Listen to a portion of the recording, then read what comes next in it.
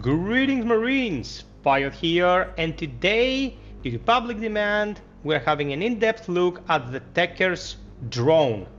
The Tecker's Drone is a curious beast because you might have already unlocked all its abilities, but there's a high chance that you're not utilizing 4/5 of them.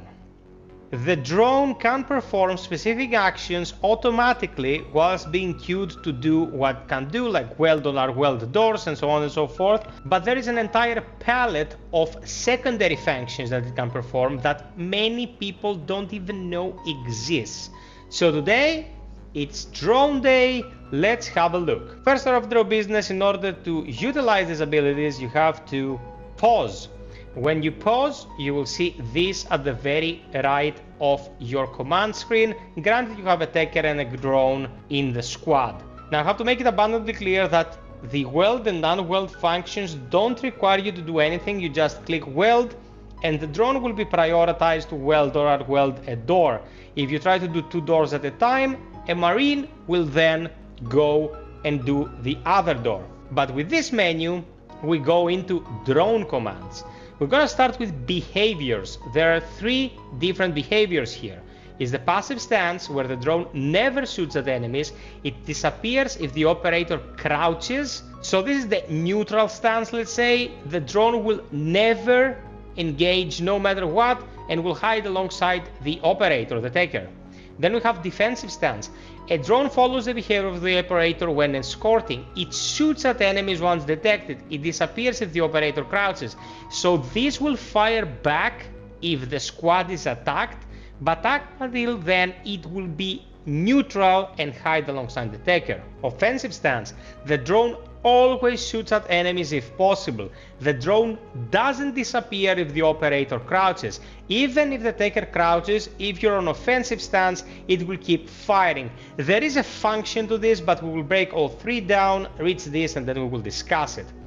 Passive stance is what I suggest you follow when you are mostly sneaking and have to deal with the occasional hunt. Why? Because 1 magazine of drone ammo is 48 bullets and it will take 1 ammo clip out of your reserves. So if you expend 48 bullets per skirmish, like the tiniest of battles you can fight, you will not be able to sustain the optimal ammo economy.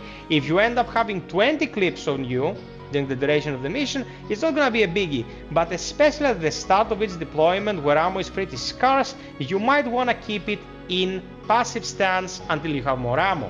Defensive should be applied once you reach medium difficulty in a deployment. More roaming drones, more hunts, and thus more fights will occur, and you want the drone to be able to contribute something. Also, if you're playing carefully, you will reach medium difficulty in the deployment after quite a few minutes of looting and searching, so you'll have more ammunition as well. Offensive stance, I recommend you never use. The drone will already fight with you once detecting. Having this on pretty much guarantees that you will get detected because of the drone, and then you will rue the day you develop this thing. So don't use this unless you really know what you are doing. Now, the most baffling of decisions has to do with the fact that in order to move the drone, already you are in the drone toggle, you have to click this. If you don't click this, you are still moving the Marines. I don't know whose idea it was, makes no freaking sense, but it forces you to go into a menu. This will be your Marine menu, then you have to go into the drone menu, and then you have to click on this to move it. Once you click this though, you have free reign of where the drone will go, and the drone can go anywhere the Marines can go and unweld doors that the Marines could unweld as well. What is the function of this? The drone will be fired upon by sentient beings, but will not trigger the aggression of the Xenos. At least when the game is working as intended, because I've seen some weird shit. So you can scout with this, and then what you can do is pull it away from the squad and activate the function that states make noise.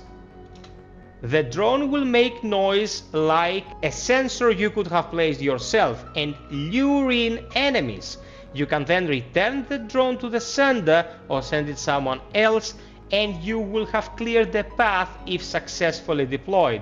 If you don't want to catch it by the hand and lure it back to the Marine controlling it, you click return to sender and the drone will come back to the Marines.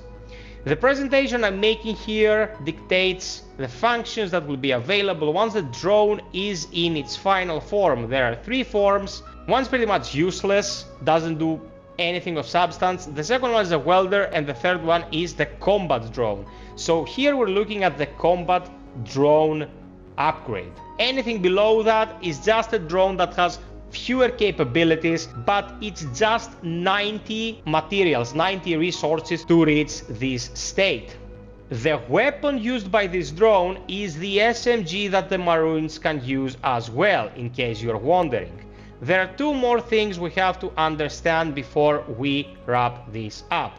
If you click on the drone here, nothing happens. I don't know why they did it this way, but it is the sad truth of the matter that nothing happens if you click on the huge ass drone button at the left side of your screen. You have to find it in the environment and click on it physically. When the drone is interactable in its environment, you can click on it and there are 2 things that can show up. Reload the drone, in which case the Tecker will go and reload the drone using an ammo clip, or repair the drone, in which case the Tecker will repair the drone using 1 tool, unless they're level 10, in which case no tools are expanded when performing Tecker specific actions. This will bring the drone back in action and it will be functional again.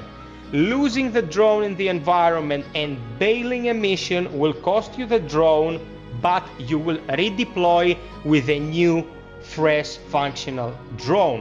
What you won't want to do is keep switching floors without waiting for the drone to be with you in an elevator. If you leave the drone behind, it pretty much is the same thing as leaving a turret behind. It will be destroyed. There are not many situations where the drone will stay behind. There are certain bugs at the moment during which the drone will just get stuck in the environment or the ceiling. That was very prominent a couple of missions before the latest patch. Now it seems to be fine. But apart from that, the drone will be ever present next to the Tecker, doing what it can to help the team. So in case you were wondering what the hell is the point of having this thing around, here it is. Recapping, you open your pause menu, you will be seeing your Marine commands, then you click here and you click the first command to move it individually, the second command to return to its owner, the third command to make noise in the designated area. Then we have the 3 behavioral profiles: passive, defensive and offensive, and then again you can return to the command tab by re-clicking on the drone icon. The drone, as I've stated in my Tecker breakdown, is a unit in itself and a huge asset to the squad. Having an extra gun in a 4-people formation pretty much dictates a 5th person's firepower using a secondary weapon, and when you have 5 people in a squad, this is pretty much a 6th gun. A must for the Tecker, without which the Tecker becomes just a subpar combatant. So this is my breakdown of the drone, people. I hope you found it interesting. I'm covering everything I get my hands on Dark Descent, so sub, like, hit the notification bell, leave any questions in the comment section below, and until next time, be well, stay frosty, and always strive for perfection. Cheers!